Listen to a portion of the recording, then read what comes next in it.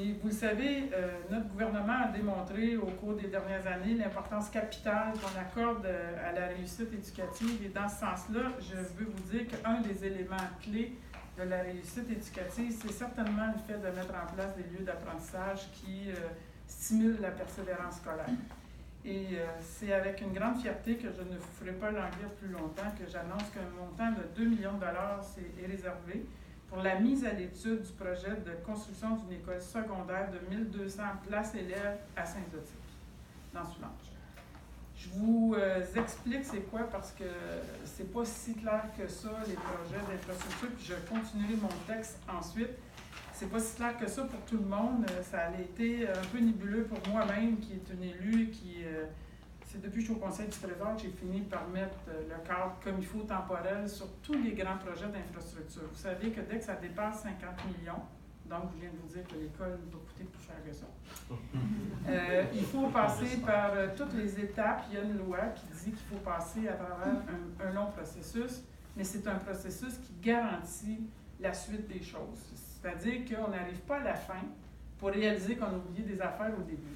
On ne se demande pas à la fin, « Ah, on aurait dû prévoir ça. Ah, on a oublié ça dans nos coûts. Ah, Bon, tout ça, là, au fil du processus, c'est garanti. Puis en plus, on s'assure d'une conformité des appels d'offres en bonne et due forme. Alors, le processus, c'est simple. Là. La première catégorie, pour être inscrit dans le livre du ministre des Finances, quand on fait un budget, il faut être à l'étude. Là, il va y avoir votre projet à l'étude. Donc, il n'y a plus de retour en arrière possible. Vous allez pouvoir dire ça à la population. Là. Une fois qu'on l'inscrit là, dans le plan québécois des infrastructures, c'est un peu comme notre hôpital, que les gens pensent que ça ne marche pas, mais ça avance très bien. On est rendu au dossier d'opportunité. Ça, c'est la deuxième étape qu'on va devoir traverser aussi avec le dossier de l'école. Ensuite, il y a le dossier d'affaires. Vous allez dire, Seigneur, c'est donc bien long. Bien oui, il faut analyser les besoins, il faut tout faire, les étapes.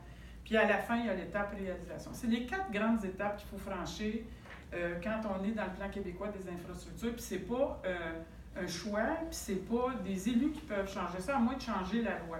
Puis ça, cette façon de faire-là, ça émane de plusieurs analyses des coûts qui étaient, j'allais dire hors norme, mais on va le dire, c'était ça, hors norme, qui était vraiment supérieur à ce que ça aurait dû coûter, une mauvaise planification dans le passé, ce qui fait qu'on arrive au bout et on dit « Ah, ça va coûter tant de millions de plus parce qu'on n'a pas... » Ça ne peut plus arriver quand on fait ça comme ça.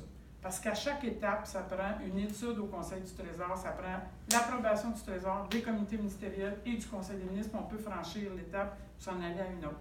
Alors, vous comprenez que c'est un processus très, très rigoureux, mais on arrive à la fin et on sait exactement qu'est-ce qu'on va avoir, qui répond aux besoins du milieu, des enfants, des familles, de la commission scolaire, de tout le monde, mais surtout des élèves. C'est ça qu'il faut garder en tête.